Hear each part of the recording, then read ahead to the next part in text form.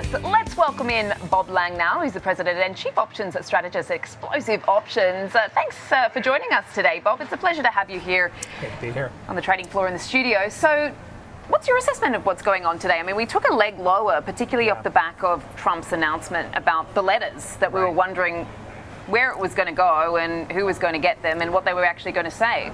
Well, I look at this as a little bit of payback from last week, Sam. So what happened last week? We had a short trading week, only open 3.5 days, Monday, Tuesday, Wednesday, part of the day, Thursday. Markets were up most of the day. For the Russell 2000 especially broke out, the Dow Industrials broke out, and we saw volatility retreat as we normally do in front of a holiday. So what ends up happening is when we come back to work like today on the 7th, we're going to pay it back with higher volatility and a little bit more selling because a lot of people were trying to buy stocks heavily into the holiday, reduce volatility and so forth. So some of that selling is happening today and may overflow into the next couple of days as well too. Okay, so some of it perhaps justified today, and we are looking down the barrel of a pretty quiet old week, you could say, on the earnings front, on the economic data front. No doubt we're going to be hearing a lot of sort of noise as far as tariffs are concerned, particularly around that July 9th deadline, which has now been pushed out. So what are you watching? What's your sort of outlook now for where we go from here? So I'm watching some levels in the markets right now, Sam. I'm looking at about 6,100 on the S&P 500, maybe even down to 6,000, which is a round number.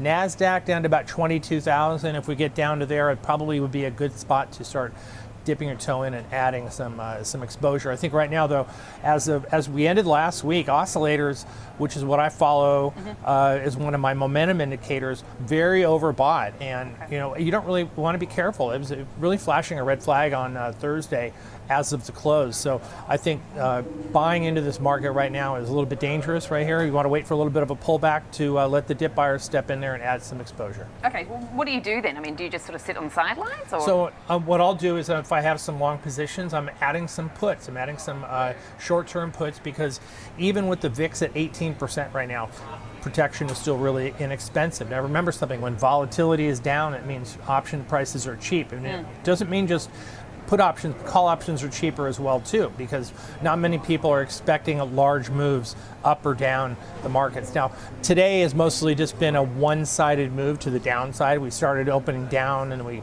rallied back a little bit, but again, as you said, we've lost a lot of ground all day long today. Only down 1.5%, right? But I mean, it's the quiet 1.5%. Nobody's screaming and threatening to jump out the window on a day like today, which is interesting because we've had days like this in the past where people started to get really concerned and nervous and worried and fearful, but we're not having that today. I suppose the markets have sort of got used to some of the uncertainty, particularly around the tariff headline risk as well. Right. I mean, you talk about, seeing a mild correction typically before earnings season, that being around the corner. Yes. As we look at the next sort of catalyst now in the market, many do say it will be the next earnings season, particularly if we see continued strength there. Do you believe that will be the case? I think so in certain groups, certain sectors. I think next week we will start hearing from the banks, the financials. We'll hear from JP Morgan, Goldman Sachs, Morgan Stanley, Bank of America, and a few others. I think that those names are going to hold up pretty well. I think they're going to produce some really strong earnings, and they're going to talk about some good growth coming over the next 2 or 3 quarters. I think there's some other sectors, though, however, that are a little bit overdone, and I'm looking at technology right now. I'm looking at NVIDIA. I'm looking at, although NVIDIA doesn't report their earnings until August, I think some of these names have gotten a little bit over their skis right now, and I think that's a ripe area for them, for investors to start taking some profits. You see some good numbers from Microsoft or from Meta or from Apple, and people are going to use that as an excuse to start taking some risk down off the table. Okay, so I mean, how are you looking for some of that protection and sort of diversification? Where are you sort of casting the net? So I'm looking at the SPY as the SP 500 ETF and the QQQ, which is the NASDAQ ETF, as a way of buying some protection. And I'm looking out about 3 weeks to 3 months. I'm looking at anywhere from the end of July all the way out to October and buying some protection. I'm buying some at-the-money puts, and even though they seem like they're very expensive, when in reality, as volatility is starting to rise, those instruments are getting an increase in value every single day. So last week, as the market closed on Thursday, before the holiday, I did buy some puts. They were somewhat expensive, but you know what? I bought some puts that expire at the end of this week. I will be rolling them later on this week. I got to have some keeping protection on until we get a situation where the market gets somewhat oversold. We got super overbought last week. I can't emphasize that enough, Sam. Super overbought last week on Thursday as the market closed, and which tells us that a lot of investors are in. Now, what happens if there's no more money coming into the markets? All there's left is what? Sellers. So if we have some sellers coming into the market, it's going to take the market down quite a bit. Okay, so you've spoken a lot about sort of protection, how to sort of diversify the portfolio, your approach to the markets right now. I do want to get some of your stock ideas, what's on your radar. But first and foremost, I mean, you know, we've talked about the next catalyst potentially being, you know, obviously the earnings, and you mentioned the banks. But, sure, you know, with regards to all the other headlines that we got out over the weekend, I mean, who are you listening to right now, you know, as far as Fed Chair Powell or Trump? Yeah, so if I had to choose one or the other, I mean, each one has their own catalyst for moving the markets. I think when President Trump comes out there and starts talking about tariffs, people are taking it seriously. Although not as seriously as they did from back in the early part of April when the VIX skyrocketed from about 16% all the way up to 60. Now today, you know, you get a day like today where he's talking about tariffs with Japan and so forth. The VIX is up a little bit. It's not skying high out of control. Jay Powell, on the other hand, you know, here's a guy who's got a real steady hand managing monetary policy, and I like what he's doing. I like what he's saying, even though President Trump doesn't like what he's doing with interest rates. But keeping a steady hand, paying attention to what inflation is doing, paying attention to what the growth market and the economy is doing. Job market was really strong last week. It's remaining strong. And why do they need to cut interest rates right now when the economy is strong and inflation is starting to come down? So I think that listening to them both, you can get some good clues on what to do. Okay, and then there's the whole other sort of dynamic of the taco trade. I think a HSBC analyst said too many tacos gives the market indigestion. So isn't it interesting that where the taco acronym came from was right here?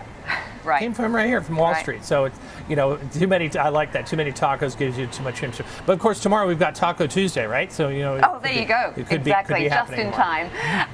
Talk us through some of the stocks on your radar and why. Well, some of the things I like, some names I like. So I really do like Meta here, and even though it's come back quite a bit, I do like them coming into the quarter. I think they're going to post some really strong numbers. I do like Microsoft, but it is a little bit frothy right here. And one of the names that I'm really favoring here, Sam, is Chime, which is a recent IPO. CHYM is the symbol, and they're in financial applications services, much like a name like SoFi and PayPal. They do compete with the banks, but I think this is a name that's going to do extremely well over the next several months. You know, it's a new recent IPO, much like CoreWeave and Circle, which, you know, obviously those two names have gone crazy over the past 3 months. And I don't think Chime's going to do that, but I do think it's got some upside. Okay, so you mentioned Meta and Microsoft. I was just having a fascinating conversation just before we came to you about the whole AI trade, and you know, some say maybe it shouldn't be called that. It's just a real structural shift that we're seeing. I mean, how are you sort of watching that broadly speaking? Well, I was just talking with somebody earlier today talking about NVIDIA. If AI was a planet, NVIDIA is the core of that planet, and so it's touching just about every technology company that's related to AI. Anything, it all comes back to NVIDIA, right? So I think that some of these names have gone off and drifted way too high in a certain aspect. CoreWeave is one of them, but you know, you pull back the onion a little bit on a name like Marvell or a name like Broadcom, and these companies certainly are taking this AI initiative very seriously, and they have some growth there. And the last couple of earnings reports that they both posted were super strong, and they said, you know, strong revenues as far as the eye can see. You know, you got to take them for their word at this right now, and I think that some of these companies are still rather cheap, even though they've gone up quite significantly over the past 6-7 months. Yeah, and I suppose the narrative very much has been show us proof of all that spend right now, and I think, you know, we are starting to see that the productivity and efficiency benefits are coming through, particularly in the labour market, which we're going to be talking about later in the show. It's been an absolute pleasure to have you here. Thank you so much.